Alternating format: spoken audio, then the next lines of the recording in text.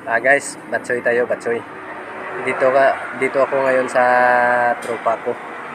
Rancho Dairo Lapas Batchoy. Rancho Dairo Lapas Batchoy.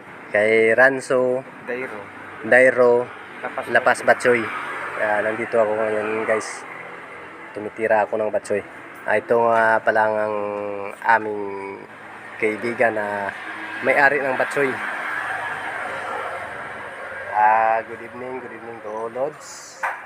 Batsoy tayo, batsoy. Yan, Lods. Sa kanya po ang ano to, ang area na to. Yan mga kalods. Dito ako ngayon sa kanyang pisto. Nagbabatsoy. Yan ang kanyang mga